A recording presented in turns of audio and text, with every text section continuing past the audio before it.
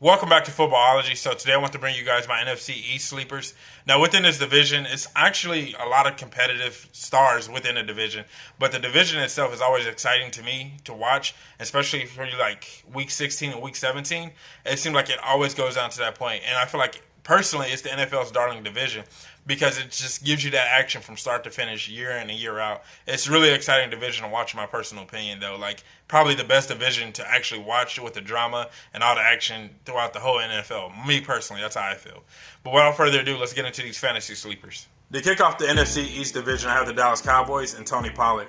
Now, with the Cowboys having a big turmoil with Zeke Elliott and his contract, I think that Tony Pollard is a guy that you got to have on your roster just because you know he's going to get touches, you know he's going to get carries. And now he's a guy that I wouldn't personally draft, or at least I would wait till later rounds to actually draft him. I wouldn't take him as a top tight end or a top running back or a top, guy that you would want to be the RB2 or anything like that. Like I know his numbers are projected to be RB2 numbers or at least flex worthy, but personally I still wouldn't draft him until late. I would let somebody else take that L because as soon as Zeke said he's coming back, his draft stock and everything else in between is just going to plummet, and you're going to wind up, dropping him when you can want to go out and pick up somebody else in the later rounds, a late receiver, a late tight end, or someone else. So I wouldn't take a risk on drafting him. I'll just wait for a while before he even before he was available or anything like that. I would just go ahead and stash him away, or if he goes undrafted, pick him up then. I wouldn't stress on drafting him actually.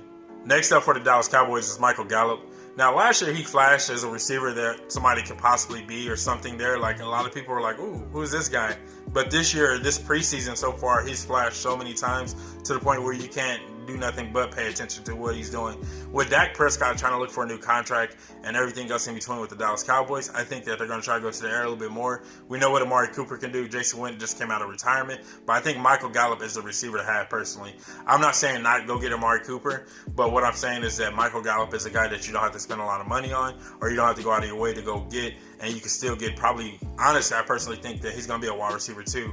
I mean, no pun intended, because he is going to be a wide receiver too on the roster.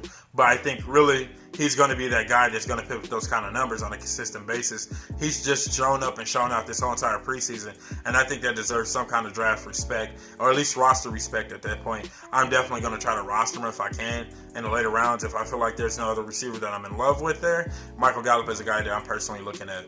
Now my only sleeper for the New York Giants is Cody Latimer. What he's done, once again, this preseason, he's shown that he can be that receiver, at least that target for right now. And I think realistically, when you look at the Giants wide receiver core, it's kind of wide open. With Golden Tate being suspended and Sterling Shepard being injured. And we're not sure what we're going to get from Evan Ingram. We know what Saquon's going to do. I think Lattimore is just the obvious choice at this point. And then also, you don't have to reach. You don't have to go out of your way to go get him. He's a guy that's probably going to end up falling into your lap. If you look at your situation, you're like, oh man, I still need a receiver. And we're talking about 12 plus team drafts where you actually think that Cody Latimer could be a possible threat, or you might run multiple wide receivers. I know a lot of people have a lot of funky roster setups, but Cody Latimer is a receiver that personally I am enjoying watching, and I think that he's finally trying to find his groove as an NFL receiver, and hopefully he found his groove as an NFL receiver. And then being 6'2", like I said, he's just showing this preseason that he can be that go-to target on a consistent basis. I know when he was in Denver, he was trying to prove that, but he just couldn't get it right. Like, some players just can't get it right sometimes. And I'm hoping that he found a new home in New York, and then he can put up those new numbers.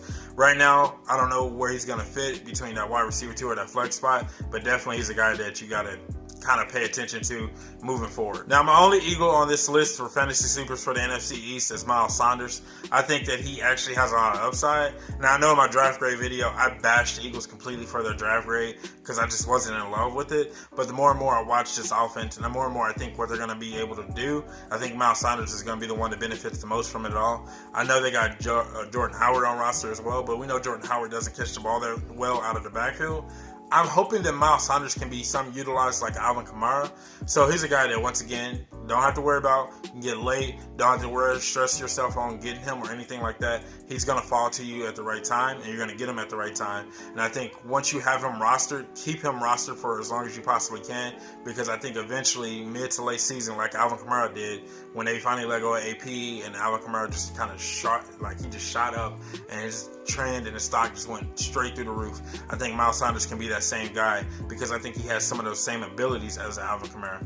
For For my Washington Redskins sleeper, I have Cam Sims. Now, this is a long shot sleeper, a guy that's definitely going to go undrafted, and I'm not sure if he's going to make the 53-man roster, but I watch him in preseason, and he looks like that go-to receiver. He looks like that star receiver. He definitely shown that type of potential.